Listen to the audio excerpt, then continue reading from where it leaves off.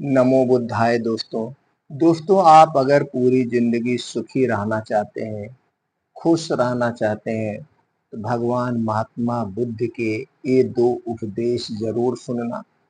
सुनने के बाद हमें कमेंट सेक्शन में जरूर बताना इन 2 उपदेश से आपको क्या ज्ञान मिला। और इस दोस्तों वीडियो को ज़्यादा से ज़्यादा लोगों तक शेयर करिए।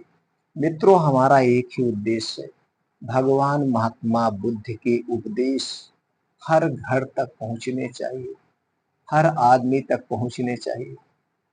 दोस्तों, एक दिन बुद्ध भ्रमण करते हुए एक गांव में जा पहुंचे। उनका नाम सुनकर एक सेठ उनके पास आया। महात्मा बुद्ध के लिए तरह तरह के स्वादिष्ट भोजन का थाल लाया था। बुद्ध ने थाल की ओर देखा और खाना खाने से इनकार कर दिया। उस थाल में 12 व्यंजन थे। इतने में एक लोहार वहां आया। वह जौ की 2 रूखी सूखी रोटियां लाया था। बुद्ध ने वह रोटियां ली और बड़े आनंद के साथ बैठ के उसे खाने लगे। सेठ ने आश्चर्य से बुद्ध की ओर देखा। उसे बड़ा बुरा लगा। कहाँ वह लोहार, कहाँ वह लोहार, कहाँ उसका लाया भोजन, और कहाँ लोहार की 2 मोटी मोटी सूखी रोटियां। जब बुद्ध भोजन कर रहे थे तो सेठ से ना रहा गया। उसने कहा, महाराज, यह कहाँ का न्याय है? महाराज, यह कहाँ का न्याय है कि मैं पहले खाना लाया और इतना बढ़िया स्वादिष्ट खाना लाया, पर आपने उसे लेने से इनकार कर दिया, और इस लोहार की रूखी रोटियों को प्रेम से आप खा रहे हैं। बुद्ध थोड़ा रुके और फिर बोले, इस लोहार की कमाई अपनी मेहनत की कमाई है, पवित्र कमाई है, जबकि आपकी कमाई आपके पसीने की नहीं है, उसे पवित्र नहीं कहा जा सकता है। सेठ ने कहा, नहीं जी, ऐसा नहीं है। बुद्ध ने कहा, तो स्वयं ही देख लो। इतना कहकर बुद्ध ने लोहार की लाई रोटी को एक हाथ में और सेठ के मालपुए के दूसरे हाथ के बीच रखकर निचोड़ा। लोहार द्वारा लाई गई रोटी को निचोड़ने पर उसे सफेद रंग के दूध की तरह धार निकले, और सेठ द्वारा लाए गए मालपुए को निचोड़ने पर रक्त की तरह लाल लाल तेल के कुछ कड़े निकले।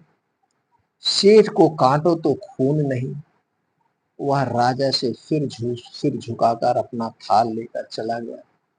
इसीलिए दोस्तों कहा जाता है कि मेहनत की रोटी भी हराम के कई पकवानों से अच्छी होती है। हमेशा हमें मेहनत की रोटी खाना चाहिए। कभी भी बेईमानी नहीं करना चाहिए।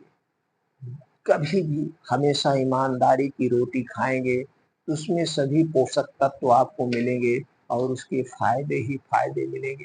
दोस्तों, इस उपदेश से आपको क्या ज्ञान प्राप्त हुआ, कमेंट सेक्शन में जरूर बताइए। चलिए सुनते हैं दूसरा उपदेश। एक दिन भगवान बुद्ध के शिष्यों में त्याग और लोभ जैसे विषयों पर चर्चा हो रही थी। बहुत समय बीतने पर भी शिष्य किसी निर्णय पर नहीं पहुंचे, तो सब मिलकर भगवान बुद्ध के पास पहुंच गए। बुद्ध उनकी समस्या का समाधान करते हुए बोले, किसी नगर में एक सेठ रहता था। उसके पास बहुत सारा धन था। उसकी तिजोरियां हमेशा मोहरों से भरी रहती थी, लेकिन उसका लोभी मन नहीं मानता था। जैसे जैसे धन बढ़ता जाता था, उसकी लालसा और भी बढ़ती जाती थी। सेठ बहुत ही कंजूस था। कभी किसी को एक कौड़ी भी नहीं देता था। यदि कोई उसके दरवाजे पर आकर हाथ फैलाता तो वह उसे धुतकार देता था। संयोग से एक दिन उसके यहाँ एक साधु आया। उसे देखकर अचानक सेठ को जाने क्या सूझा, उसने एक पैसा उसकी झोली में डाल दिया। एक पैसा लेकर साधु वहां से चला गया, लेकिन सेठ के आश्चर्य का ठिकाना ना रहा जब उसने देखा कि शाम को उसे एक मोहर प्राप्त हो गई। पैसे के बदले में मोहर? वाह! सेठ जी मारे खुशी के कूदने लगे, परंतु थोड़ी ही देर में उसकी सारी खुशी रफू चक्कर हो गई।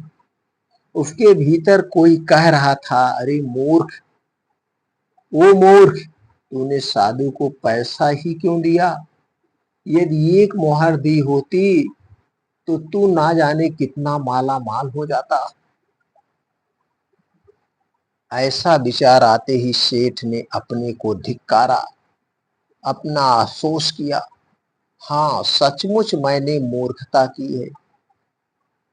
अब वह साधु के आने की बाट जोहने लगी, पर उसे अधिक प्रतीक्षा नहीं करनी पड़ी और अगले ही दिन वह साधु फिर से आ गया। साधु को देखते ही सेठ ने झट से अपनी तिजोरी से एक मोहर निकाली और साधु की झोली में डाल दी। मोहर लेकर साधु चला गया तो सेठ के लिए एक एक पल एक एक युग के समान हो रहा गया। वह चाहता था कि कैसे भी शाम हो जाए। शाम हुई और रात भी हो गई, लेकिन उसकी इच्छा पूरी नहीं हुई। मोहरे मिलना तो दूर, हाथ में आई मोहरे भी चली गई। वह फिर धुनने लगा, तभी आकाशवाणी हुई, सेठ, सेठ, रुख त्याग फलता है, लोभ छलता है। कथा सुनकर शिष्य त्याग और लोभ का मर्म जान गए। दोस्तों, इस दो छोटे उपदेश से आपको क्या सीख मिली, आपको क्या ज्ञान प्राप्त हुआ, आप हमें कमेंट सेक्शन में जरूर बताइएगा। दोस्तों, ये भगवान महात्मा बुद्ध का एक ही उपदेश था।